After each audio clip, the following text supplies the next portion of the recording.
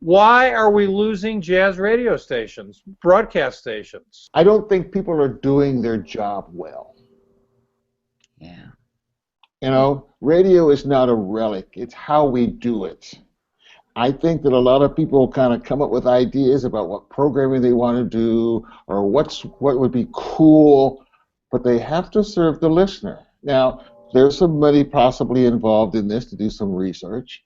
I base my belief in this on research that we did while I was at WBGO, but at the same time, I've read a lot of articles when you say you've got to give your audience, your listeners, what they want to hear, and you've got to give it to them where they want it. Those are two things to keep in mind, and so you've got to make sure that you're doing good radio.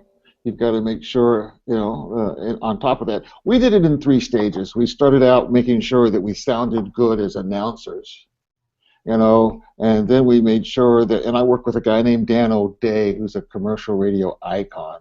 I brought him in to do it, because it doesn't matter whether you're public, news, jazz, or whatever. He's a guy who can kind of focus you how to write things, how to do things. And then we worked a little bit with the coach to work with the announcers. And then the big step was working with Jacobs Media. And they are like the king of kings when it comes to audience research. We hired them, and then they brought on Edison Media Research, and we did a research project with our listeners to learn about a lot of things, not just the music we play, but how we marketed, how our website was working, in those things. And as a result, we learned what we call our first choice, second choice, and third choice. Our P1s, P2s, and P3s liked when it came to music, and it wasn't the same. So we worked with them, and they put together a rotation, a sequencing that seems to be successful. So the audience numbers for BGO, cumulative audience, has gone up more than 11%.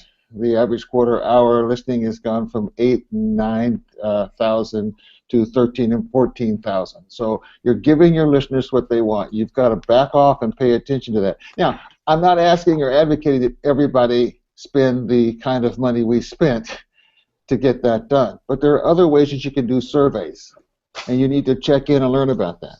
I also think that folks need to pay attention. If you're buying Radio Research Consortium or Autographics, use those people. Talk with them on a regular basis.